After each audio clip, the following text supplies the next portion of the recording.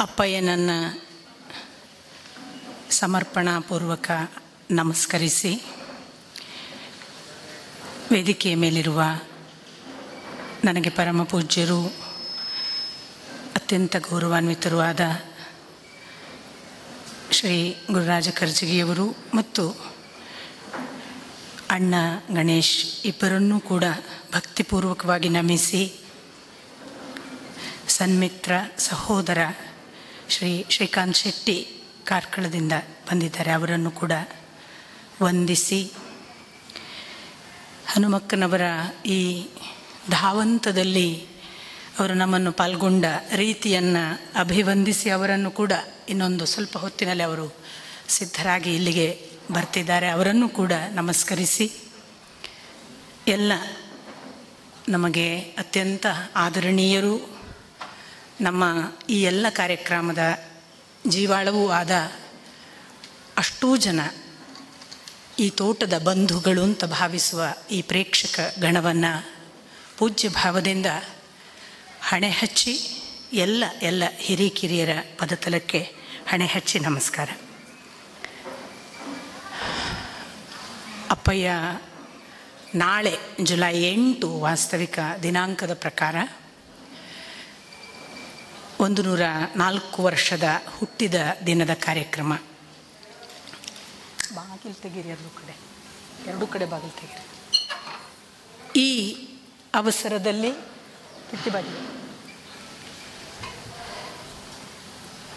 ನಾವು ಸತ್ಯಕಾಮರ ಕಾರ್ಯಕ್ರಮವನ್ನು ಮಾಡುವುದಕ್ಕೆ ಆರಂಭ ಆಗಿ ಬೆಳ್ಳಿ ಮಹೋತ್ಸವ ಇದು 25 ವರ್ಷಗಳು ಪೂರೈಸಿದ್ದೇವೆ. ನಿಮ್ಮ ಚಪ್ಪಾಳೆ ನಮಗೊಂದು ಥರದ ಬಲವನ್ನು ಧೈರ್ಯವನ್ನು ಕೊಟ್ಟಿತ್ತು, ಯಾಕಂದರೆ 25 ವರ್ಷ ನಿಮಗೆ ಖುಷಿ ಕೊಟ್ಟಿದ್ದಾರೆ ಸತ್ಯಕಾಮರು ಅಂತ ನಮಗೆ ಆನಂದವಾಯಿತು.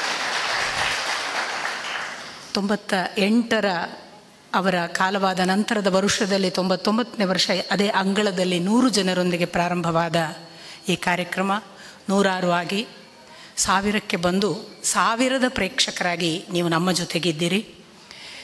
ಒಂದು ಕಾರ್ಯಕ್ರಮ ಮಾಡುವಾಗ ಸತ್ಯಕಾಮರಂತಹ ಒಬ್ಬ ನಡೆದಾಡಿದ ಬದುಕಿದ ವ್ಯಕ್ತಿಯ ಕುರಿತು ಕಾರ್ಯಕ್ರಮ ಮಾಡುವಾಗ ಬಹಳ ಜನ ನಿರೀಕ್ಷೆ ಮಾಡೋದು ಸತ್ಯಕಾಮರ ಬಗ್ಗೆ ಮಾತಾಡ್ತಾರೆ ಅಂತ. ಕಳೆದ 25 ವರ್ಷಗಳಲ್ಲೂ ಕೂಡ ನಾವು ಸತ್ಯಕಾಮರ ಕುರಿತು ಮಾತಾಡಿಸಿಲ್ಲ, ಯಾರನ್ನೂ ಮಾತಾಡಿಸಿಲ್ಲ. ಅದಕ್ಕೆ 2 ಕಾರಣಗಳು. ಸತ್ಯಕಾಮರು ತಾವು ಉಪಸ್ಥಿತರಿದ್ದಾಗ ಅವರ ಬಂಧುಗಳು, ಅವರಿಂದ ಪ್ರಭಾವಿತರಾದವರು ಅಥವಾ ಅವರಿಂದ ಪರಿಣಾಮಿತರಾದವರು ಯಾರಾದರೂ ಹೀಗೆ ಕೂತು ಸತ್ಯಕಾಮರು ನಮಗೆ ಹಾಗೆ ಮಾಡಿದರು, ಅವರಿಂದ ಹೀಗಾಯಿತು ನಮ್ಮ ಜೀವನದಲ್ಲಿ ಅಂತ ಹೇಳಲಿಕ್ಕೆ ಪ್ರಾರಂಭ ಮಾಡಿದ ಕೂಡಲೇ ಸತ್ಯಕಾಮರು ಎದ್ದು ಹೋಗಿಬಿಡ್ತಿದ್ರು. ಸತ್ಯಕಾಮರ ಕುರಿತು ಇಲ್ಲಿ ಮಾತಾಡಲಿಕ್ಕೆ ನಾವು ಶುರು ಮಾಡಿದರೆ ಅವರು ಎದ್ದು ಹೋಗುವುದು ಬೇಡ ಅನ್ನೋ ಭಯಕ್ಕೆ ನಾವು ಅವರ ಬಗ್ಗೆ ಮಾತಾಡಿಲ್ಲ. ಇನ್ನೊಂದು ಕಾರಣ, 25 ವರ್ಷ ಸತ್ಯಕಾಮರನ್ನು ಬಬಲ್ ಗಮ್ ಮಾಡೋದು ಬೇಡ ಅಂತ ಮಾತಾಡ್ತಾ ಇಲ್ಲ. ಸತ್ಯಕಾಮರು ಒಂದು ದೊಡ್ಡ ದಾರಿ ನಡೆದವರು. ದೊಡ್ಡ ದಾರಿ ನಡೆದವರನ್ನೆಲ್ಲ ನೆನೆಯುವ ನೆಲವಾಗಲಿ, ನೆನೆಯುವ ಮನಸ್ಸುಗಳು ಸೇರಲಿ, ನೆನೆಯುವ ಮೂಲಕ ಸಂಸ್ಕೃತಿಯ ಕೆಲವು ಅವಿಭಾಜ್ಯ ಅಂಗಗಳಾದ ಈ ಭಾರತೀಯ ಪರಂಪರೆಯ ಅಂಶಗಳೆಲ್ಲ ರಕ್ತಗತವಾಗಲಿ ಅನ್ನುವ ಕಾರಣವನ್ನೇ ಮುಖ್ಯ ಉದ್ದೇಶವಾಗಿಟ್ಟುಕೊಂಡು ಕಳೆದ 25 ವರ್ಷದಿಂದ ಬೇರೆ ಬೇರೆ ವಿಷಯದ ಚರ್ಚೆಗಳನ್ನು ಮಾಡ್ತಾ ಬಂದ್ವಿ. ಈ ಕಳೆದ 3 ವರ್ಷಗಳಿಂದ ಒಂದು ನಿರ್ದಿಷ್ಟ ಪರಿಕಲ್ಪನೆಯ ಹಿನ್ನೆಲೆಯಲ್ಲಿ ಹೊರಡೋಣ ಅಂತ ಯೋಚನೆ ಮಾಡಿ ನಾವು ಪ್ರಾರಂಭ ಮಾಡಿದ್ದು, ಪ್ರತಿ ಜನ್ಮಾರಾಧನೆಗೆ ಒಬ್ಬ ಗುರುವಿನ ದರ್ಶನ, ಪ್ರತಿ ಪುಣ್ಯಾರಾಧನೆಗೆ ಒಬ್ಬ ದೇವರ ದರ್ಶನ. ನೀವೆಲ್ಲ ಸಾಕ್ಷೀಭೂತರಾಗಿ ಇದ್ದೀರಿ. ಮಹಾವೀರ ದರ್ಶನ ಮಾಡಿದ್ವಿ. ಅದರ ಮರುವರ್ಷ ಕಳೆದ ಜುಲೈಯಲ್ಲಿ ನಾವು ಬುದ್ಧ ದರ್ಶನವನ್ನು ಅನುಕ್ರಮಣಿಕೆಯ ದೃಷ್ಟಿಯಿಂದ ಮಾಡಬೇಕಿತ್ತು. ಆ ಹೊತ್ತಿಗೆ ನಮ್ಮ ಈ ಭಾಗದ ಅಥವಾ ಜಗತ್ತಿನ ಅನೇಕ ಭಾಗದ ಹೃದಯವಾಸಿಯಾಗಿದ್ದಂತಹ ಸಿದ್ದೇಶ್ವರ ಶ್ರೀಗಳು ಇಲ್ಲವಾದರು. ನಮಗೆ ಅವರಿಗೆ ಸಲ್ಲಿಸುವ ಗುರುನಮನವೇ ಈ ಬಾರಿಯ ಗುರುದರ್ಶನಕ್ಕೆ ಯೋಗ್ಯವಾದ ವಸ್ತು ಅಥವಾ ವಿಷಯ ಅನ್ನಿಸಿ ನಾವು ಸಿದ್ದೇಶ್ವರ ಶ್ರೀಗಳಿಗೆ ಗುರುನಮನ ಮಾಡಿದ್ದೆವು. ನೀವೆಲ್ಲರೂ ಅದನ್ನು ಸಾವಿರಾರು ಸಂಖ್ಯೆಯಲ್ಲಿ ಸೇರಿ ನೋಡಿದ್ದೀರಿ. ಆ ಕಾರ್ಯಕ್ರಮದ ನಂತರ ಈ ವರ್ಷ ಬುದ್ಧ ದರ್ಶನ ಪರಿಕಲ್ಪನೆಯನ್ನು ಆಯ್ಕೆ ಮಾಡಿಕೊಂಡಿದ್ದೇವೆ. ಹೀಗೆ ಇದು ಶಂಕರ, ರಾಮಾನುಜ, ಮಧ್ವ, ಬಸವ, ಅಲ್ಲಮ, ಅಕ್ಕ ಹೀಗೆ ಮುಂದುವರಿಬೇಕು ಅನ್ನುವುದು ನಮ್ಮ ಒಳಗೆ ಇರುವ ಇಚ್ಛೆ. ನಡೆಸಬೇಕಾದದ್ದು ಅಪ್ಪಯ್ಯ. ಕಳೆದ ಈ 3 ವರ್ಷಗಳಲ್ಲಿ ದೇವದರ್ಶನದ ಪರಿಕಲ್ಪನೆಯನ್ನು ಮಾಡಿಕೊಂಡು ಬಂದಾಗ ನಾವು ನಡೆದದ್ದು ಕೃಷ್ಣ, ರಾಮ, ಬಳಿಕ ಶಿವ ಹೀಗೆ. ಸೊ ರಾಮಕೃಷ್ಣ ಶಿವರ ದರ್ಶನದ ನಂತರ ಈ ವರ್ಷ ದೇವಿ ದರ್ಶನ ಅನ್ನುವ ಪರಿಕಲ್ಪನೆಯನ್ನು ಅಕ್ಟೋಬರಿಗೆ ಹಾಕಿಕೊಂಡಿದ್ದೇವೆ. ಇದು ನಾನು ಪ್ರಾಸ್ತಾವಿಕವಾಗಿ ಈ ಕಾರ್ಯಕ್ರಮದ ಬಗ್ಗೆ ಹೇಳಬೇಕಾದದ್ದು. ಇನ್ನು ಬುದ್ಧ ದರ್ಶನ, ಬುದ್ಧನ ಒಟ್ಟು ಅನೇಕ ಬದುಕಿನ ಆಯಾಮಗಳು, ಅವನ ವೇದಾಂತದ ನಡೆಯ ಅನೇಕ ಮುಖಗಳು. ನಾವು ಅನೇಕ ಬಾರಿ ಏನು ಮಾಡ್ತೇವೆ ಅಂತಂದರೆ, ನಮಗೆ ಯಾರೋ ಹೇಳಿದ್ದ ಅಥವಾ ವಾಟ್ಸಾಪಿನ ಕೆಲವು ಸಂಗತಿಗಳನ್ನೇ ಅದೇ ಬುದ್ಧನ ಕುರಿತ ಸತ್ಯಗಳು ಅಂತ ಭಾವಿಸಿಬಿಟ್ಟು ಸರಳವಾಗಿ ದಾರಿ ತಪ್ಪುವ ಸಾಧ್ಯತೆಗಳೆಲ್ಲ ಇವೆ ಅನ್ನುವ ಕಾರಣಕ್ಕಾಗಿ ಬಲ್ಲವರು ಬುದ್ಧನ ಕಡೆಗೆ ಕಣ್ಣು ಹೊರಳಿಸುವ ಹಾಗೆ ಮಾತುಗಳ ಮೂಲಕ ತಮ್ಮ ಎಷ್ಟೊಂದು ವೇದಾಂತದ ಅಧ್ಯಯನಗಳನ್ನು ಮಾಡಿದವರಿಂದ ಹೇಳಿಸಿದರೆ, ಸರಿಯಾದ ಬುದ್ಧನ ಅಳತೆ, ಎತ್ತರ ಅದು ನಮಗೆ ಸಿಕ್ಕದೇ ಇದ್ದರೂ ಕೂಡ ದರ್ಶನವಾದರೂ ನಮಗೆ ಕಾಣಿಸಲಿ ಅನ್ನುವ ಒಂದು ಕಾರಣಕ್ಕಾಗಿ ಇವತ್ತು ನಾವು 4 ಜನರನ್ನು ಕರೆದಿದ್ದೇವೆ. ನಿಮಗೆಲ್ಲರಿಗೂ ಗೊತ್ತಿರುವ ಹಾಗೆ ಶ್ರೀ ಗುರುರಾಜ ಕರ್ಜಗಿಯವರು ನಾನು ಹೆಚ್ಚು ಏನು ಹೇಳುವ ಅವಶ್ಯಕತೆಯೇ ಇಲ್ಲದ ನಮ್ಮೆಲ್ಲರ ಈ ಭಾಗದ ಜೀವ ಒಡನಾಡಿ ಡಾಕ್ಟರ್ ಗುರುರಾಜ ಕರ್ಜಗಿಯವರು. ಗಲಗಲಿಯಲ್ಲಿಯೇ ಅಪ್ಪಯ್ಯನ ಹುಟ್ಟೂರಿನಲ್ಲಿಯೇ ಹುಟ್ಟಿದವರು, ಕೃಷ್ಣಾ ತೀರದಲ್ಲಿ ಅಪ್ಪಯ್ಯನ ಹಾಗೆ ಬಾಲ್ಯ ಕಳೆದವರು, ಅಪ್ಪಯ್ಯನ ಜೊತೆಗೆ ತನ್ನ ಹೈಸ್ಕೂಲು ಜೀವನದ ಕಾಲಘಟ್ಟದಲ್ಲೆಲ್ಲ ಇಲ್ಲಿಗೆ ಬಂದು ಕೂತು ಮಾತನಾಡಿದವರು. ಹಾಗಾಗಿ ಸತ್ಯಕಾಮರ ಒಡನಾಡಿ ನಮಗೆಷ್ಟೋ ಅಷ್ಟೇ ಅವರಿಗೆ ಹತ್ತಿರದವರು, ಅವರನ್ನು ಹತ್ತಿರದಿಂದ ಕಂಡವರು, ಅವರ ಜೊತೆಗೆ ತುಂಬ ಕೂತು ಮಾತನಾಡಿದವರು, ಬಲ್ಲವರು.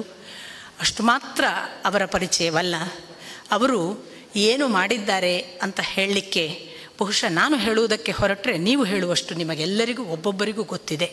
ಅಷ್ಟು ಅವರು ಮನೆಗಳಲ್ಲಿ, ನಾನು ಬಹಳ ಬಾರಿ ಹೇಳೋದುಂಟು, ಮನೆಗಳಲ್ಲಿ ಕುಳಿತು ನಾವು ಯಾರನ್ನೆಲ್ಲ ತಿಳಿಯಬೇಕು ಅಂತ ಹಸಿದು ಭಾವಿಸ್ತೇವೆ ಅಂಥ ಎಲ್ಲ ಮಹಾನುಭಾವರನ್ನು ಅಖಂಡವಾಗಿ ನಮಗೆ ಪರಿಚಯಿಸಿಕೊಟ್ಟು, ಚಿಕ್ಕ ಮಕ್ಕಳು ಕೂಡ ಶಂಕರರು ಅಂದರೆ ಯಾರು, ಮಧ್ವಾಚಾರ್ಯರು ಅಂದರೆ ಯಾರು, ಬುದ್ಧ ಅಂದರೆ ಯಾರು, ಬಸವ ಅಂದರೆ ಯಾರು, ಅಲ್ಲಮ ಅಂದರೆ ಯಾರು ಅನ್ನುವುದನ್ನು ಕನಿಷ್ಠ ಒಂದು 4 ವಾಕ್ಯದಲ್ಲಿ ಮರಳಿ ಹೇಳಬಹುದಷ್ಟು ಸರಳವಾಗಿ ತಿಳಿಸಿ ಹೇಳಿ ಎಲ್ಲರ ಮನೆ ಮಾತಾಗಿರುವವರು ಕರ್ಜಗಿಯವರು.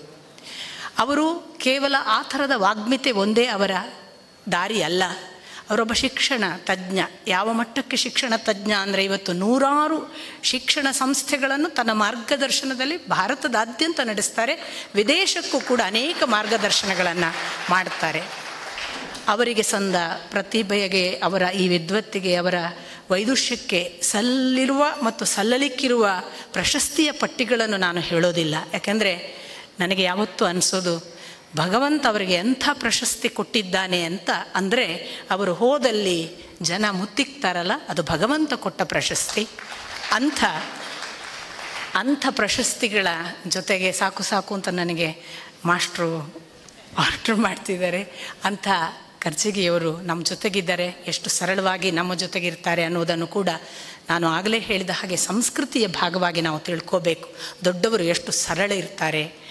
ನಾವು ದೇವರಾಗ್ಲಿಕ್ಕೆ ಬರೋದಿಲ್ಲ, ಸರಳವಾಗಿ ಆದರೂ ಮನುಷ್ಯರಾಗೋದಿದೆಯಲ್ಲ, ಅದು ದೇವರಿಗೆ ಹತ್ತಿರದ ವಿಷಯ.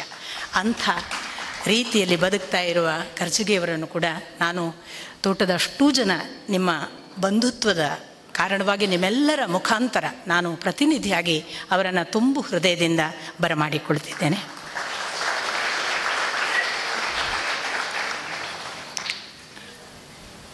ಶತಾವಧಾನಿ ಡಾಕ್ಟರ್ ಆರ್ ಗಣೇಶ್. ಹೆಸರು ಹೇಳಲಿಕ್ಕೆ ಕೂಡ ನಾವು ಭಯಪಡುವ ಒಂದು ವ್ಯಕ್ತಿತ್ವ, ಅಂದರೆ ಅಷ್ಟು ಕೂಡ ನಮಗೆ ಅರ್ಹತೆ ಇಲ್ಲ ಅಂತ. ನಿಮಗೆ ಇನ್ನೂ ಏನು ಹೇಳಬೇಕು ನನಗೆ ಗೊತ್ತಿಲ್ಲ. ಅವರಿಗೆ ಡಿ ವಿ ಜಿಯವರ ಸಹವಾಸಿ, ನಿರಂತರ ಒಡನಾಡಿ ಬದುಕಿದಂತಹ SR ರಾಮಸ್ವಾಮಿ ಅನ್ನುವ ಹಿರಿಯರು ಇವತ್ತು ಬೆಂಗಳೂರಿನಲ್ಲಿದ್ದಾರೆ. ಅವರಿಗೆ ಕೊಟ್ಟಂತಹ ಒಂದು ಬಿರುದು ಅಂದರೆ ಅದು ಕಡಿಮೆ ಅಂತ ಅನಿಸುತ್ತೆ, ಅನ್ವರ್ಥ. ವಿದ್ವಲ್ಲೋಕದ ವಿಸ್ಮಯ ಅಂತ ಅವರಿಗೆ ಕೊಟ್ಟಂತಹ ಅನ್ವರ್ಥನಾಮ. ಹಾಗೆ ಎಲ್ಲರಿಗೂ ಹೇಳಲಿಕ್ಕೆ ಬರೋದಿಲ್ಲ. ಎಲ್ಲರನ್ನು ಇವರು ವಿಸ್ಮಯ ಅಂತ ಹೇಳೋದು ಸುಮ್ಮನೆ ಉಡಾಫೆಯ ಕ್ಲೀಶೆಯ ಮಾತಾದೀತು. ಇವರಿಗೆ ಮಾತ್ರ ಅದು ಅನ್ವರ್ಥಕ. ಯಾಕೆ ಅಂದರೆ ತನ್ನ 25ರವರೆಗೂ ಕೂಡ ಕಾಲು ಶತಮಾನ ನಾನು ಭಾವಿಸಿದ ಹಾಗೆ ಈ ನಾವು ಕಲಿಯುವ ಆಧುನಿಕ ವಿದ್ಯೆಯನ್ನು ಬೆನ್ನು ಹತ್ತಿ ಅದರ ಶಿಕ್ಷಣಾಭ್ಯಾಸ ಮಾಡಿ MTech ಓದಿ ಆ ಬಳಿಕ ಎಂಜಿನಿಯರಿಂಗ್ ವಿದ್ಯಾರ್ಥಿಗಳಿಗೆ ಪಾಠ ಮಾಡ್ತಿದ್ದ ವ್ಯಕ್ತಿ. ಆನಂತರ ಮುಖ ತಿರುಗಿಸಿದ್ದು ಸಂಸ್ಕೃತ, ವೇದಾಂತ, ಭಾರತೀಯ ಪರಂಪರೆಯ ಶಾಸ್ತ್ರಾಧ್ಯಯನ, ಕಾವ್ಯ ಮೀಮಾಂಸೆ, ವಿಮರ್ಶೆ, ಈ ದಿಕ್ಕಿಗೆ ಈ ಮುಖ ಹೊರಳಿಸಿದ ಗಣೇಶರನ್ನು ಇವತ್ತು ಮುಟ್ಟಲಿಕ್ಕಾಗದ ಎತ್ತರ ಅವರು ಮುಟ್ಟಿದ್ದಾರೆ. 25 ವರ್ಷಗಳ ಸ್ವಾಧ್ಯಾಯ ಎಲ್ಲ ಆ MTech ಶಿಕ್ಷಣ ಎಲ್ಲಕ್ಕೂ ಎಳ್ಳು ನೀರು ಬಿಟ್ಟರು. ಈ ಎಳ್ಳು ನೀರು ಬಿಡುವುದನ್ನು ದಯವಿಟ್ಟು ಈಗಿನ ಶಿಕ್ಷಣವನ್ನೇ ಗರಿ ಮಾಡಿಕೊಂಡವರು ಕಲಿಬೇಕು. ಶಿಕ್ಷಣವೇ ದೊಡ್ಡ ಡಿಗ್ರಿ, ನಾನು ಕಲಿತದ್ದೇ ಭಾರಿ, ನನಗೆ ಬಂದ ರ್ಯಾಂಕೇ ದೊಡ್ಡದು ಅಂತ ತಿಳಿಯುವವರು. ಇವರೊಬ್ಬ ರ್ಯಾಂಕ್ ಹೋಲ್ಡರ್ನ ಆ ಸ್ಥಿತಿಯಲ್ಲಿರುವ MTech ವಿದ್ಯಾರ್ಥಿ ಅದಕ್ಕೆ ಎಳ್ಳು ನೀರು ಬಿಟ್ಟು ತಿರುಗಿದವರು ಯಾವ ಎತ್ತರ ಮುಟ್ಟಬಹುದು ಅನ್ನುವುದನ್ನು ತೋರಿಸಿದ್ದಾರೆ. ನನಗೆ ಎಷ್ಟೋ ಸಾರಿ ಆ ವಿದ್ವಲ್ಲೋಕದ ವಿಸ್ಮಯ ಅನ್ನುವ ಹೆಸರು ಕೇಳುವಾಗ ಒಂದು ವೇಳೆ ಆ ವಿಸ್ಮಯಕ್ಕೆ ಜೀವ ಇದ್ದಿದ್ದರೆ ಅವರ ಮುಂದೆ ಅದು ನಾಚುತ್ತಿತ್ತು. ಅದು ಅವರ ಮುಂದೆ ನಿಲ್ಲಕ್ಕೆ ಇಲ್ಲ, ಅವರ ಮುಂದೆ ನಿಲ್ಲುವ ಯೋಗ್ಯತೆ ನನಗಿಲ್ಲ ಅನ್ನುತ್ತಿತ್ತು. ಅಷ್ಟು ದೊಡ್ಡ ವ್ಯಕ್ತಿ. ಶತಾವಧಾನಿ ಅನ್ನುವ ಒಂದು ಶಬ್ದ ಹೇಳಿದೆ ನಾನು. ಅವರಿಗಿರುವ ಪೂರ್ವ ವಿಶೇಷಣ ಅದು ಹೆಸರಿಗೆ. ಏನು ಶತಾವಧಾನಿ ಅಂದರೆ? ಅವಧಾನ ಅಂದರೆ ಗಮನಿಸುವುದು, ಆಲಿಸುವುದು ಅನ್ನುವ ಅರ್ಥದಲ್ಲಿ ಒಬ್ಬ ವ್ಯಕ್ತಿ 100 ಜನ ವಿದ್ವಾಂಸರು 100 ವಿಭಿನ್ನ ಕ್ಷೇತ್ರಗಳಲ್ಲಿ ಏಕಕಾಲಕ್ಕೆ ಕೂತು ಪ್ರಶ್ನೆ ಕೇಳ್ತಾ ಹೋದರೆ, ಅದು ವ್ಯಾಕರಣ ಇರಬಹುದು, ಅದು ಛಂದಸ್ಸು ಇರಬಹುದು, ಅದು ಶಾಸ್ತ್ರದ ಯಾವುದೇ ಇರಬಹುದು, ವೇದಾಂತ ಇರಬಹುದು, ಇನ್ನು ಯಾವುದನ್ನೇ ನೀವು ಈ ಸುಡುಕೋದಂಥದ್ದಿರ್ಬೋದು, ಈ ನಂಬರ್ ಬರೀತೀವಲ್ಲ ಚೌಕದಲ್ಲಿ, ಆ ನಂಬರ್ ಬರೆಯುವ ವಿಷಯ ಇರ್ಬೋದು, ಒಬ್ಬ ಗಂಟೆ ಬಾರಿಸುವವನಿರ್ಬೋದು, ಒಬ್ಬ ಅಪ್ರಸ್ತುತ ಪ್ರಸಂಗಿ ಇರಬಹುದು. ಇಂಥ 100 ಅಭ್ಯರ್ಥಿಗಳ ಹಾಗೆ ಕೂತ ಪೃಚ್ಛಕರು ಪ್ರಶ್ನೆ ಕೇಳಿದರೆ 100 ಜನರಿಗೆ ಯಾವುದೇ ನೆನಪಿನ ದೋಷವಿಲ್ಲದೆ ಟಕ ಟಕ ಟಕ ಉತ್ತರ ಕೊಡಬಲ್ಲವರು ಅವರು. ಅದರಿಂದ ಶತಾವಧಾನಿಗಳು. ಇಲ್ಲಿ ಅವರ ಅಷ್ಟಾವಧಾನ ಮಾಡಬೇಕು ಅನ್ನೋದು ನನ್ನ ಅಪೇಕ್ಷೆ ಇತ್ತು. ಅಷ್ಟಾವಧಾನ ಅದರ ಒಂದು ಸಣ್ಣ ಭಾಗ. ಶತಾವಧಾನ 100 ಜನ ವಿದ್ವಾಂಸರು ಕೂತ್ಕೊಂಡ್ರೆ 8 ಜನ ವಿದ್ವಾಂಸರು ಕೂತ್ಕೋತಾರೆ. 2.5-3 ತಾಸುಗಳಲ್ಲಿ ಪ್ರಶ್ನೋತ್ತರ ಮುಗೀತದೆ. ಅದು ಹೇಗಿರುತ್ತೆ ಅನ್ನೋದನ್ನು ನೀವು ಮಾದರಿ ಮಾಡಿ ಕೇಳಿದರೆ, ಅವರ ಯಾವತ್ತಾದರೂ ನೀವು ಅಷ್ಟಾವಧಾನ ಅಂತ ನಿಮ್ಮ ಯೂಟ್ಯೂಬ್ನಲ್ಲಿ ಟೈಪ್ ಹಾಕಿ ನೋಡಿ, ಕೇಳಿ ನೋಡಿ. ಬಲ್ಲವರಿದ್ದರೆ ಅಂತೂ ತುಂಬ ಸಂತೋಷ, ಬಲ್ಲವರಿಲ್ಲದಿದ್ದರೆ ದಯವಿಟ್ಟು ನೋಡಿ. ಅದು ಎಂಥ ಒಂದು ವಿಶೇಷ ನಮ್ಮ ಪ್ರೌಢಿಮೆಯನ್ನು, ನಮ್ಮ ಜಾಣ್ಮೆಯನ್ನು, ನಮ್ಮ ನೆನಪಿನ ಶಕ್ತಿಯನ್ನು, ಏಕಕಾಲಕ್ಕೆ ನಮ್ಮ ವಿದ್ವತ್ತನ್ನು ಎಲ್ಲವನ್ನ ಹಿಂಡಿ ರಸ ತೆಗೆಯುವ ಒಂದು ಪ್ರಕಾರ. ಆ ಪ್ರಕಾರದಲ್ಲಿ ಇವತ್ತು ಕರ್ನಾಟಕಕ್ಕೆ ಅವರು ಅನೇಕರನ್ನು ತಯಾರು ಮಾಡ್ತಾ ಇದ್ದಾರೆ. ಅಥವಾ ನಾನು ಮಾಡೋದಿಲ್ಲ, ಅವರೆಲ್ಲ ಅವರವರೇ ಇದ್ದಾರೆ, ಸ್ವತಃ ನಾನು ಮಾಡಿಲ್ಲಪ್ಪ ಅಂತಲೂ ಹೇಳ್ತಾರೆ ಅವರು. ಅಂಥ ಅನೇಕ ಜನರು ಇದ್ದರೂ ಶತಾವಧಾನಿಗಳು ಇವತ್ತಿಗೂ ಡಾಕ್ಟರ್ ಆರ್ ಗಣೇಶ್ ಮಾತ್ರ. ಕರ್ನಾಟಕ ಮಾತ್ರ ಅಲ್ಲ, ಅವರು ಎಲ್ಲ ಕಡೆಗೂ ಇದ್ದಾರೆ. ಆಮೇಲೆ ಅವರಿಗೆ ಅನೇಕ ಸಂಸ್ಕೃತಕ್ಕೆ ಸಂಬಂಧಪಟ್ಟ ಹಾಗೆ, ಕಾವ್ಯ ಮೀಮಾಂಸೆಗೆ ಸಂಬಂಧಪಟ್ಟ ಹಾಗೆ ಪ್ರಶಸ್ತಿಗಳು ಬಂದಿವೆ. ನಾನು ಯಥಾ ಪ್ರಕಾರ ಪ್ರಶಸ್ತಿಗಳ ಪಟ್ಟಿ ಹೇಳೋದಿಲ್ಲ. ಕೃತಿ ರಚಕ ಅವರು 2 ಕಾದಂಬರಿಗಳನ್ನು ಬರೆದಿದ್ದಾರೆ. ಅವರ ಕಾದಂಬರಿಯ ಲೋಕವೇ ಬೇರೆ, ಮತ್ತೆ ಕಾವ್ಯ ಲೋಕಕ್ಕೂ ಪ್ರವೇಶ ಮಾಡಬೇಕು ಅನ್ನೋ ಹಂತದಲ್ಲಿದ್ದಾರೆ. ಅಂಥದ್ದು ವೈದುಷ್ಯಗಳ ಭಾಗವಾಗಿ ಇವೆ. ಅದು ಒಂದು ಭಾಗವಾದರೆ, ಸಾಮಾನ್ಯವಾಗಿ ಬಹಳ ದೊಡ್ಡ ಜನಗಳು ಬದುಕುವುದನ್ನು ನೋಡುವಾಗ ಇವರೆಂಥ ದೊಡ್ಡ ಜನ ಅನಿಸಿಬಿಡ್ತದೆ. ನಮಗೆ ಏನು ಮಾಡಲಿಕ್ಕಾಗದಷ್ಟು ಬೇಸರ ಪಡ್ತೀವಿ. ಇವರು ಹೇಗಪ್ಪ ಹೀಗಿದ್ದಾರೆ ಅನ್ನುವ ಒಂದು ಥರದ ತಳಮಳ ಆಗ್ತದೆ. ಗಣೇಶರ ಒಂದು ಬಹಳ ದೊಡ್ಡ ಗುಣ ನಿಮಗೆ ಹೆಚ್ಚು ವಿವರಿಸೋದು ಬೇಡ. ಈಗ ಇಲ್ಲಿ ನಿನ್ನೆ ರಾತ್ರಿಯಿಂದ ಇವತ್ತು ಈಗ ಬೆಳಗಿನ ಉಪಹಾರದವರೆಗಿನ ನಮ್ಮ ಜೊತೆಗಿನ ಒಡನಾಟದಲ್ಲಿ ಒಂದು ವಿಷಯ ಹೇಳ್ತೇನೆ. ಅವರು ಇಷ್ಟು ಹೊತ್ತು ನಮ್ಮ ಮನೆಯಲ್ಲಿ ಏನನ್ನು ಸ್ವೀಕರಿಸಿದ್ದಾರೆ, ಆ ಪಾತ್ರೆಯನ್ನು ಅವರು ಯಾರಿಗೂ ಕೊಡಲಿಲ್ಲ. ಅವರೇ ತೊಳೆದಿಟ್ಟಿದ್ದು. ಊಟದ ತಟ್ಟೆ ಇರ್ಬೋದು, ಇವತ್ತು ಬೆಳಗಿನ ಉಪಹಾರದ ಬಟ್ಟಲಿರ್ಬೋದು, ಕಾಫಿ ಕುಡಿದ ಲೋಟ ಇರ್ಬೋದು. ಕೊಡೋದಿಲ್ಲ ಅಂದರೆ ಕೊಡೋದಿಲ್ಲ ಅಂತ. ಅಂದರೆ ಗಣೇಶನನ್ನು ನೋಡಿದಾಗೆಲ್ಲ ನನಗೆ ಅನಿಸಿದ್ದು, ನಾವು ಎಷ್ಟು ಚಿಕ್ಕವರಾದರೂ ಸಾಲದು. ಎಷ್ಟು ಚಿಕ್ಕವರಾದರೂ ಆ ಚಿಕ್ಕದ್ದಕ್ಕೆ ಪ್ರತಿಸ್ಪರ್ಧಿ ಆಗುವಷ್ಟು ಚಿಕ್ಕವರಾಗುವ ಒಂದು ದೊಡ್ಡ ಗುಣ ಎಲ್ಲಿಯೂ ಇದೆ. ಅದು ಇಂಥವರಲ್ಲಿ ನಮಗೆ ಹೊಡೆದು ಕಾಣ್ತಿದೆ. ಹಾಗೆ ಚಿಕ್ಕವರಾಗುವ ಆ ದೊಡ್ಡ ವ್ಯಕ್ತಿತ್ವ ಅದು ಚಿಕ್ಕವರಾಗುವುದರಿಂದಲೇ ದೊಡ್ಡವರಾಗುವುದೇನೋ ಅನ್ನುವಷ್ಟು ಅವರ ಒಳಗೆ ಆಳವಾಗಿ ಬೇರೂರಿದೆ. ಅಂಥ ಸಜ್ಜನಿಕೆ, ಸೌಜನ್ಯ, ವಿನಯ, ಸರಳತೆ ಇವುಗಳನ್ನೆಲ್ಲ ದಯವಿಟ್ಟು ನಮ್ಮ ಎಲ್ಲರಿಗೂ ನೀವು ಧಾರೆ ಎರೆದು ಹೋಗಬೇಕು ಅಂತ ನಾನು ಪ್ರಾರ್ಥಿಸ್ತೇನೆ. ಬಹಳ ಜನರಿಗೆ ನಾನು ಇದನ್ನು ಪ್ರಸ್ತುತ ಅನ್ನೋ ಕಾರಣಕ್ಕಾಗಿ ಹೇಳ್ತೇನೆ, ಬಹಳ ಜನರಿಗೆ ಒಂದು ಉಡಾಫೆ ಇದೆ. ಫೋನ್ ಮಾಡಿದರೆ ಉತ್ತರ ಕೊಡೋಂಗಿಲ್ಲ, ಒಂದು ಸಂದೇಶ ಮಾಡಿದರೆ ಸಂದೇಶ ಮಾಡಿದವರಿಗೆ ಉತ್ತರ ಕೊಡಬೇಕು ಅನ್ನೋ ಸಾಮಾನ್ಯ ಸೌಜನ್ಯ ಇಲ್ಲ. ಅವರು ಎಂಥವರೇ ಇರಲಿ, ನಮಗೆ ಒಬ್ಬರು ಸಂದೇಶ ಮಾಡಿದ್ದಾರೆ ಅಂತಂದರೆ ನಾನು ಯಾವಾಗಲೂ ಹೇಳೋದುಂಟು, ಅಲ್ಲ ಯಾರು ಕರೆದ್ರು ಭಗವಂತ ಓ ಅಂತಾನೆ, ಅವ್ರಿಗಿಂತ ದೊಡ್ಡವರ ನೀವು ಅಂತ ಅಲ್ವಾ? ನಮ್ಮದು ದೊಡ್ಡ ಸ್ಥಿತಿ ಎಲ್ಲಿವರೆಗೆ ಅಂದರೆ ಫೋನ್ ಮಾಡಿದವರಿಗೆ ಮಿಸ್ ಕಾಲ್ ನೋಡಿ ಒಂದು ಉತ್ತರ ಕೊಡುವಷ್ಟು ಸೌಜನ್ಯ ಇಲ್ಲದ ಬಹಳ ದೊಡ್ಡವರು ಅನ್ನಿಸಿಕೊಂಡು ಆ ದುರಹಂಕಾರದಲ್ಲಿ ನಾವಿದ್ದೇವಲ್ಲ. ಗಣೇಶರಿಗೆ 24 ತಾಸು ಸಾಲೋದಿಲ್ಲ, ಅಷ್ಟು ಓದ್ತಾರೆ, ಅಷ್ಟು ಬರೀತಾರೆ, ಅಷ್ಟು ಪಾಠಗಳನ್ನು ಮಾಡ್ತಾರೆ, ನಿರಂತರ ಪ್ರವಚನಗಳನ್ನು ಮಾಡ್ತಾರೆ. ನಾನು ಯಾವುದನ್ನು ಉತ್ಪ್ರೇಕ್ಷೆ ಮಾಡೋದಲ್ಲ, ಅವರಿಗೂ ಗೊತ್ತು ನಾನು ಯಾವುದು ಒಂದೇ ಒಂದು ಅಕ್ಷರ ಉತ್ಪ್ರೇಕ್ಷೆ ಮಾಡ್ತಿಲ್ಲ. ಅಷ್ಟೆಲ್ಲ ಮಾಡುವ ಗಣೇಶರು ರಾತ್ರಿ 12ವರೆಗೆ ತಾನು ಮಲಗುವ ಮೊದಲು ಯಾರದ್ದೇ ಸಂದೇಶ ಇರಲಿ ಉತ್ತರಿಸ್ತಾರೆ. ಟೈಪ್ ಮಾಡುವುದಕ್ಕೆ ತಡವಾಗ್ತದೆ ಅಂತ ವಾಯ್ಸ್ ಮೆಸೇಜ್ ಆದರೂ ಹಾಕ್ತಾರೆ. ಕೇಳಿದ ಪ್ರಶ್ನೆ ಅಪ್ರಸ್ತುತವೋ ಸರಳವೋ ಇದ್ದರೆ ಸ್ವಲ್ಪ ಗದರಿಸ್ತಾರೆ, ಆದರೆ ಉತ್ತರಿಸದೆ ಬಿಡೋದಿಲ್ಲ. ಉತ್ತರಿಸದೆ ಯಾರನ್ನೂ ನೆಗ್ಲೆಕ್ಟ್ ಮಾಡೋದಿಲ್ಲ. ಯಾರನ್ನೂ ಕೂಡ ಅಸಡ್ಡೆ ಮಾಡುವ ಯಾವ ಹಕ್ಕು ಯಾರಿಗೂ ಇಲ್ಲ. ಅದು ಗಣೇಶರ ಜೀವನ ನಮಗೆ ಕಲಿಸಿರುವ ಪಾಠ. ಎಲ್ಲರನ್ನೂ ಉತ್ತರಿಸ್ತಾರೆ. ಯಾಕೋ ಓದದೆ ಯಾಕೆ ಪ್ರಶ್ನೆ ಕೇಳ್ತೀವೋ ಅಂತಾದರೂ ಉತ್ತರ ಕೊಡ್ತಾರೆ. ಈ ಥರದ ಇವತ್ತಿನ ಉಡಾಫೆಯ ದೊಡ್ಡಸ್ತಿಕೆ ಅಂತ ತಿಳಿದ ಯುವಕರು ಖಂಡಿತ, ನಾನು ಯುವಕರು ಅಂದಾಗ 40ರ ಒಳಗಿನ ಎಲ್ಲರಿಗೂ ಈ ಒಂದು ಜಾಯಮಾನ ದುರಭಿಮಾನ ಇದೆ. ಮಾಡ್ದಾರಲ್ಲ ಮಾಡಲಿ, ಮತ್ತೊಮ್ಮೆ ಸಂದೇಶ ಅವ್ರು ಕಳಿಸಿದಾರಲ್ಲ ಇನ್ನೊಮ್ಮೆ ನೋಡೋಣ ಅಂತ. ಇದು ದಯವಿಟ್ಟು ಮಾಡತಕ್ಕದ್ದಲ್ಲ ಅನ್ನುವುದನ್ನು ಕೂಡ ಗಣೇಶರ ಆ ವ್ಯಕ್ತಿತ್ವದ ಪ್ರತಿಕ್ರಿಯೆಗಳು ನಮಗೆ ತೋರಿಸ್ತವೆ. ನಾನು ಅವರ ಅಷ್ಟೂ ಬಿಡುವಿಲ್ಲದ ಆ ಸಮಯದಲ್ಲಿ ಅದೆಲ್ಲ ಮಾಡುವುದನ್ನು ಕೂಡ ನಾವು ತಿಳಿಯಬೇಕಾದ ಸಂಸ್ಕೃತಿಯ ಭಾಗ ಅಂತ ತಿಳಿದುಕೊಂಡು ನಿಮಗೆ ಹೇಳ್ತಿದ್ದೇನೆ.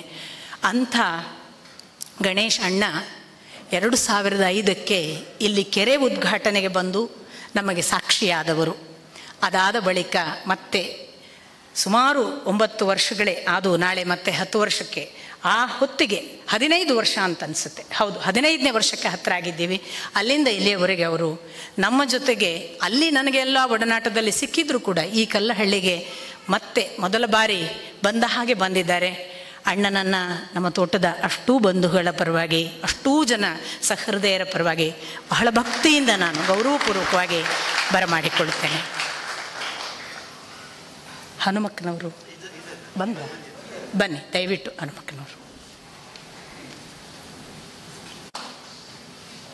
ಈಗ ಸ್ವಲ್ಪ ನನಗೆ ಕಷ್ಟದ ಸಮಯ. ಶ್ರೀ ಅಜಿತ್ ಹನುಮಕ್ಕನವರನ್ನು ನಾನು ಪರಿಚಯಿಸಬೇಕು. ಟಿ ವಿ ನೋಡೋಳಲ್ಲ, ಟಿ ವಿಯ ವಾರ್ತೆಗಳನ್ನು ಕೇಳೋಳಲ್ಲ, ಯಾವ ಲೈವು ನೋಡೋಳಲ್ಲ, ಯಾವ ಚಾನಲನ್ನು ನೋಡೋಳಲ್ಲ. ಇದು ಅದು ಚಾಯ್ಸ್ ಮಾಡಿ ಕೆಲವು ಅದೂ ನೋಡೋಳಲ್ಲ. ಟಿ ವಿಯೇ ಇಲ್ಲ, ಇಲ್ಲೂ ಇಲ್ಲ, ನನ್ನ ಮನೆಯಲ್ಲೂ ಇಟ್ಕೊಂಡಿಲ್ಲ. ಹೀಗಾಗಿ ಅಜಿತ್ ಹನುಮಕ್ಕನವರು ಏನು ಅಂದರೆ ನನಗೆ ಏನೂ ಗೊತ್ತಿಲ್ಲ. ನೀವೇನಾದರೂ ನಿಮ್ಮ ಹತ್ರ ಕೇಳಿದರೆ ನನಗಿಂತ ಚೆನ್ನಾಗಿ ಹೇಳಬಲ್ಲಿರಿ, ಯಾಕಂದರೆ ಅಷ್ಟು ಅವರು ನಿಮಗೆ ಚಿರಪರಿಚಿತರು. ಆದರೆ ಅಜಿತ್ ಹನುಮಕ್ಕನವರನ್ನು ನಾನು ಕರೆಯೋದಕ್ಕೆ ಒಂದು ಕಾರಣ ಇದೆ. ಅವರು ರವಿ ಬೆಳಗೆರೆಯ ಒಡನಾಟದವರು. ರವಿ ಬೆಳಗೆರೆ ಈ ನೆಲಕ್ಕೆ ಸತ್ಯಕಾಮರ ಬಂಧುವಿನ ಹಾಗೆ ಇದ್ದವರು. ಎಷ್ಟು ಅನ್ನೋದಕ್ಕೆ ನೀವು 2006ಕ್ಕೆ ನೀವೇನಾದರೂ ಬಂದಿದ್ದವರಿದ್ದರೆ ನಿಮಗೆ ಗೊತ್ತು. ರವಿ ಬೆಳಗೆರೆ ಯಾವ ಅರ್ಥದಲ್ಲಿ ತಾನು ಸತ್ಯಕಾಮರ ಜೊತೆಗೆ ಇದ್ದೆ, ಹೇಗೆ ಬದುಕಿದ್ದೆ, ಅವರು ಹೇಗೆ ತನಗೆ ಗುರು, ತನ್ನನ್ನು ಹೇಗೆ ಅವರು ಸೆಳೆದಿದ್ದಾರೆ, ಇವತ್ತಿಗೂ ಕೂಡ ಹೇಗೆ ನನ್ನ ಆಕರ್ಷಣೆ ಅಂತೆಲ್ಲ ಇಲ್ಲಿ ಮಾತನಾಡಿದರು. ಅಜಿತ್ ಹನುಮಕ್ಕನವರು ರವಿ ಬೆಳಗೆರೆಯನ್ನು ಮಾದರಿ ಮಾಡಿಕೊಂಡು ಅವರ ಜೊತೆಗೆ ಸುಮಾರು ಕಾಲ ಆ ಹಾಯ್ ಬೆಂಗಳೂರು ಪತ್ರಿಕೆಯಲ್ಲೂ ಕೆಲಸ ಮಾಡಿ, ಆ ಬಳಿಕ ಇವತ್ತು ಸುವರ್ಣ ನ್ಯೂಸ್ ಅನ್ನುವ ಚಾನೆಲ್ಗೆ ಬಂದಿದ್ದಾರೆ. ಅಲ್ಲಿಗೆ ಬಂದ ನಂತರ ನನಗೆ ಗೊತ್ತಿಲ್ಲ ಅಂದಾಗ ಮತ್ತೆ ಅವರಿಗೊಂದು ಮಾತು, ನಾನು ಯಾರಿಗೂ ಕೇಳೋದಿಲ್ಲ, ಆದರೆ ಅವರಿಗೊಂದು ಮಾತು ಕಳಿಸಿದ್ದೆ, ನನಗೊಂಚೂರು ನಿಮ್ಮ ಬಯೋಡಾಟಾ ಕಳಿಸಿ ಅಂತ. ಆದರೆ ಅವರು ನನಗೆ ಕಳಿಸ್ಲಿಲ್ಲ. ಕಳಿಸದೇ ಇರೋದು ಒಂದು ದೃಷ್ಟಿಯಿಂದ ನಾನು ಹಾಗೆ ಮಾಡ್ತೀನಿ, ಯಾರು ಬಯೋಡಾಟಾ ಕಳಿಸಿದ್ರು ನಾನು ಕಳಿಸಲ್ಲ, ಯಾಕಂದರೆ ಬೈಯುವುದೇ ನನ್ನ ಡಾಟಾ ಅಂತ. ಆದರೆ ಇವರದ್ದು ಹಾಗಲ್ವಲ್ಲ, ಏನಾದರೂ ಹೇಳಬೇಕಲ್ಲ. ಅಂದರೆ ಅಜಿತ್ ಹನುಮಕ್ಕನವರು ನಾನು ಅವರನ್ನು ತಿಳಿದಷ್ಟರ ಮಟ್ಟಿಗೆ ಹಿಂದೂ ಧರ್ಮದ ಬಹಳ ಅರ್ಥಪೂರ್ಣ ಪ್ರತಿನಿಧಿಯಾಗಿ ಟಿ ವಿ ಮಾಧ್ಯಮಗಳಲ್ಲಿ ತನ್ನನ್ನು ತುಂಬ ಗಟ್ಟಿಯಾಗಿ ಪ್ರತಿಪಾದಿಸ್ತಾ ಇರುವವರು. ಒಂದು ದೃಷ್ಟಿಯಿಂದ ಅದು ಬಯಾಸ್ಡ್ ಆಗದ ಹಾಗೆ. ಅದು ಕೇವಲ ತಾನೊಬ್ಬ ಹಿಂದೂ ಧರ್ಮದಲ್ಲಿ ಇರುವ ಕಾರಣಕ್ಕಾಗಿ ಹಿಂದೂ ಧರ್ಮವನ್ನು ಪ್ರತಿಪಾದಿಸುವವರು ಕೆಲವರಿದ್ದಾರೆ. ಹಾಗಲ್ಲ, ಅದರೊಳಗೊಂದು ಒಳ್ಳೆಯ ವಿಮರ್ಶಾ ಪ್ರಜ್ಞೆ ಇಟ್ಟುಕೊಂಡು ಅಲ್ಲಿ ಇಲ್ಲಿ ಅನ್ನುವ ಎಲ್ಲ ಭೇದಗಳ ಒಳಗೆ ಆಚೆ ಈಚೆಯದರ ದೋಷಗಳನ್ನು ತಿಳ್ಕೊಂಡು, ದೋಷಗಳು ಒಂದು ವೇಳೆ ನಮ್ಮಲ್ಲಿದ್ದರೆ ಆ ದೋಷವನ್ನು ಹೇಳ್ತಾ, ಅವರಲ್ಲಿ ಒಳಿತುಗಳಿದ್ರೆ ಅದನ್ನೂ ಹೌದು ಅಂತ ಸ್ವೀಕರಿಸ್ತಾ, ಏಕಕಾಲಕ್ಕೆ ಸಮನ್ವಯ ಮಾಡಲಿಕ್ಕೆ ಸಾಧ್ಯ ಇದ್ದಲ್ಲೆಲ್ಲ ಸಮನ್ವಯ ಮಾಡ್ತಾ, ಆದಷ್ಟು ಎಲ್ಲಿಯ ದೋಷಗಳಿಲ್ಲದಾಗ ನಿಷ್ಠುರವಾಗಿ ಆಚೆಯವರನ್ನು ಬಗ್ಗು ಬಡಿಯುವ ಮತ್ತು ಸತ್ಯದ ಕಡೆಗೆ ಸಾಧ್ಯವಾದಷ್ಟು ಜನರನ್ನು ಕರೆದುಕೊಂಡು ಹೋಗಬೇಕು ಅನ್ನುವ ಛಲ ತೊಟ್ಟ ಹಾಗೆ ತಾನು ಅದನ್ನು ಪ್ರತಿನಿಧಿಸ್ತಾ ಇರುವವರು. ಈ ಅಜಿತ್ ಹನುಮಕ್ಕನವರನ್ನು ಇವತ್ತು ಈ ಕ್ಷಣ ಆ ಸುಮ್ಮನೆಯ ಮುಂದೆಯೇ ನಾನು ಪ್ರಥಮ ಬಾರಿ ನೋಡಿದ್ದು. ಈ ಕಾರ್ಯಕ್ರಮಕ್ಕಾಗಿಯೇ ನಾನು ಪ್ರಥಮ ಬಾರಿ ಮಾತನಾಡಿದ್ದು. ನಾನು ಇಷ್ಟರವರೆಗೆ ಅವರನ್ನು ಭೇಟಿಯೂ ಆಗಲಿಲ್ಲ, ಮೌಖಿಕವಾಗಿ ಎಂದೂ ನಾನು ಸಂಭಾಷಣೆ ಕೂಡ ಮಾಡಿಲ್ಲ. ಆದರೆ ಕೇವಲ ಈ ಕಾರಣಕ್ಕಾಗಿ ಒಂದು ಕರೆ ಮಾಡಿದಾಗ ಅವರ ಸದ್ಗುಣವನ್ನು ಹೇಳಿಬಿಡ್ತೇನೆ. 24 ಗಂಟೆ ಲೈವಲ್ಲಿರುವವರು ನಾವು ಯಾವಾಗಲೂ ಕಾಲ್ ಮಾಡ್ತೀವಿ, ಆನ್ ಲೈವ್ ರಿಪ್ಲೈ ಸೂನ್ ಅಂತ ಮೆಸೇಜ್ ಮಾಡ್ತಾರೆ ತಕ್ಷಣ. ಆ ಬಳಿಕ ಅವರೇ ಕಾಲ್ ಮಾಡಿ ಅವರು ಫ್ರೀ ಆದ ತಕ್ಷಣ ನಮ್ಮ ಹತ್ರ ಮಾತಾಡ್ತಾರೆ. ಈ ಬಿಡುವಿಲ್ಲದ ತಮ್ಮ ಬಿಗಡಾಯಿಸಿಕೊಂಡ ಆ ಸ್ಥಿತಿಯಲ್ಲಿದ್ದಂಥವರು ಕೂಡ ನಮ್ಮ ಅನೇಕ ಈ ಕಾರ್ಯಕ್ರಮಕ್ಕಾಗಿ ನಾವು ಕೊಟ್ಟ ಕಾಟಗಳನ್ನು ತಡೆದುಕೊಂಡಿದ್ದಾರೆ. ಎಲ್ಲಕ್ಕೂ ಮಿಗಿಲಾಗಿ ನಿಮಗೆ ಗೊತ್ತು, ಇತ್ತೀಚೆಗೆ ದರ್ಶನದ ಒಳಗೆ ಮುಳುಗಿ ಹೋದವರು.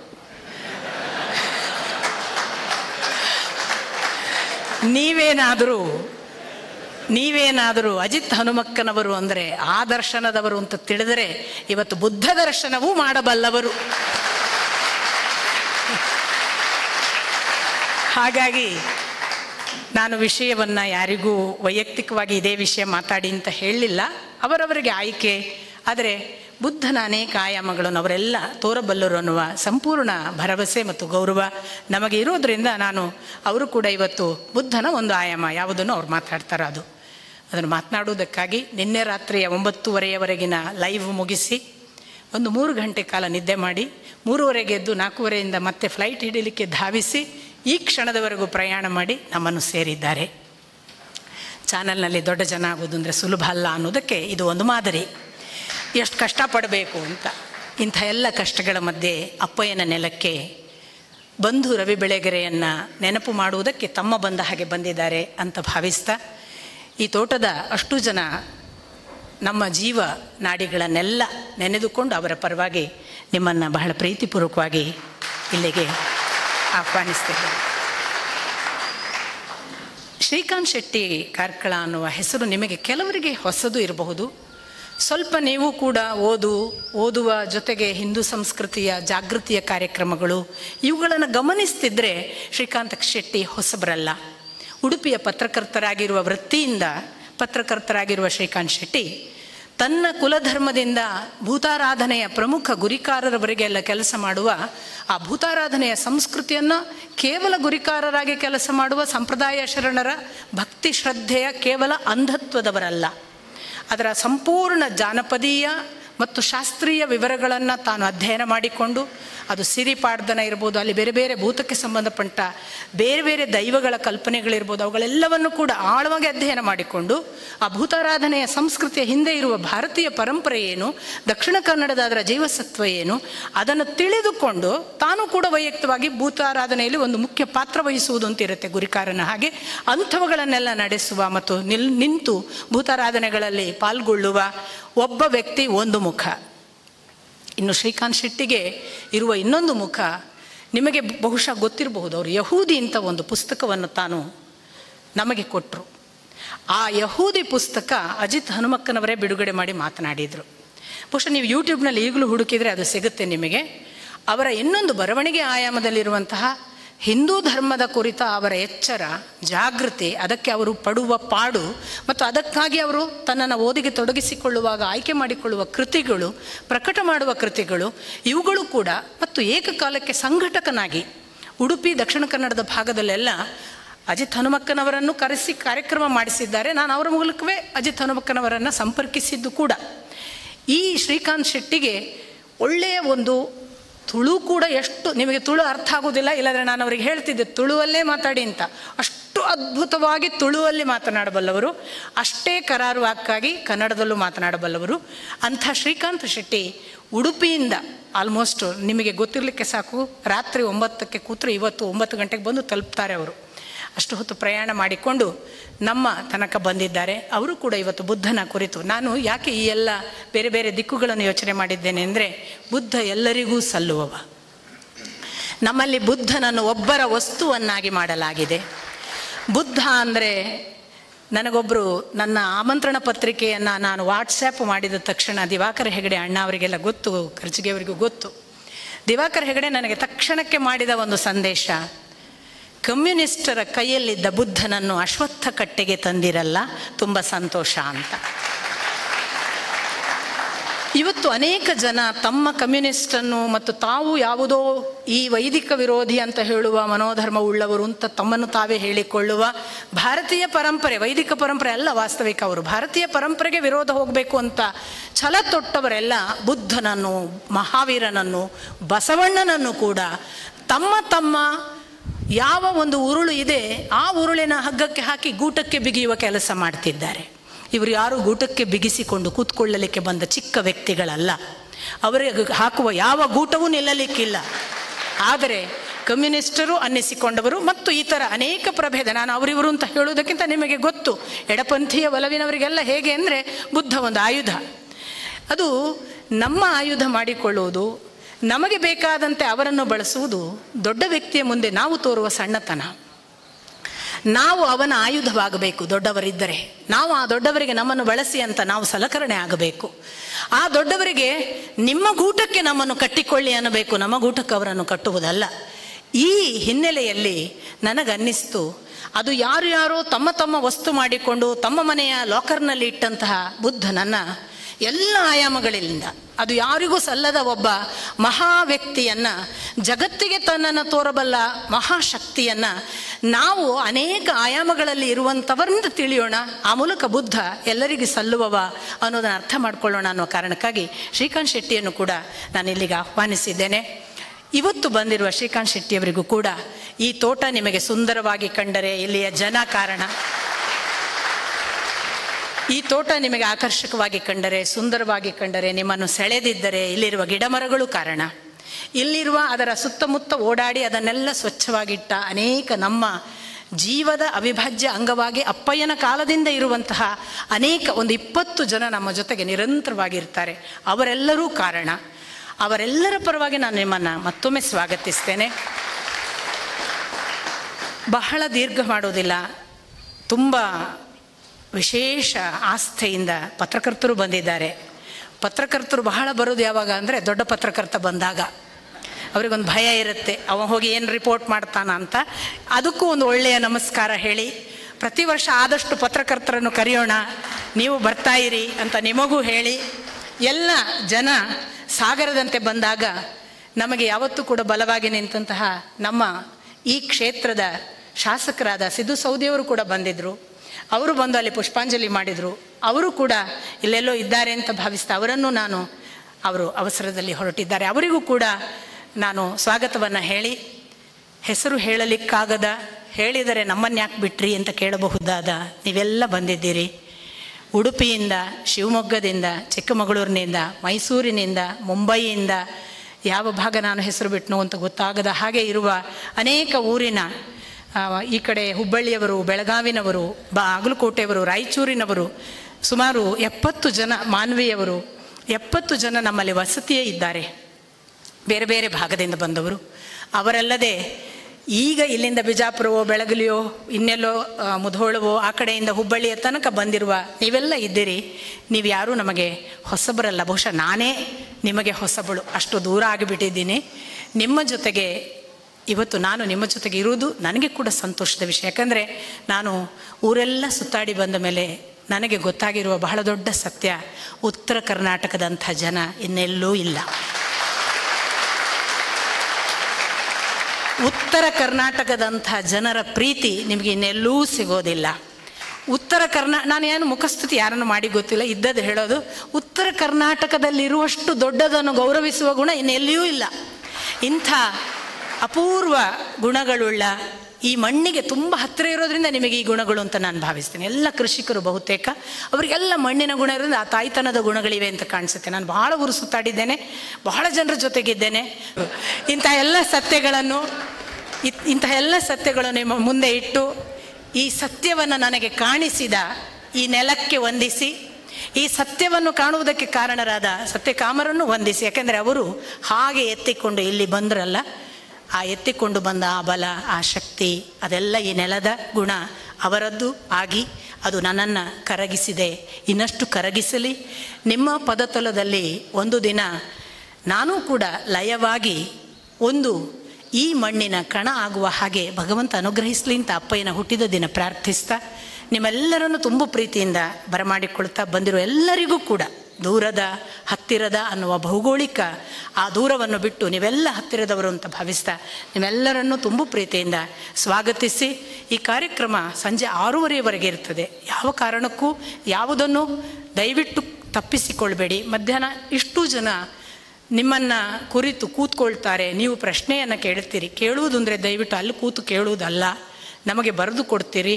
ನಾವದನ್ನು ಇಲ್ಲಿ ನೋಡಿಬಿಟ್ಟು ಅದು ಕೇಳಬಹುದಾದ ಮತ್ತು ಕೇಳಬಹುದಾದ ಅಲ್ಲದ ಅಂತ ಪ್ರಶ್ನೆ ಇದ್ದರೆ ನೋಡಿಕೊಂಡು ಕೇಳುತ್ತೇವೆ. ನೀವು ಸಹಕರಿಸಬೇಕು. ಮತ್ತು ದಯವಿಟ್ಟು ನಿಮ್ಮ ಪ್ರಶ್ನೆ ಬುದ್ಧ, ಹಿಂದೂ ಧರ್ಮ, ಅಧ್ಯಾತ್ಮ, ವೇದಾಂತ, ಸತ್ಯಕಾಮರ ಕುರಿತಾಗಿ ಇರಲಿ. ಬುದ್ಧನನ್ನು ಕಳಚಿ ಬರೀ ದರ್ಶನದ ಕುರಿತು ಬೇಡ, ಅಥವಾ ಇನ್ಯಾವುದೇ ಅಂಥ ಪ್ರಶ್ನೆಗಳು ಬೇಡ.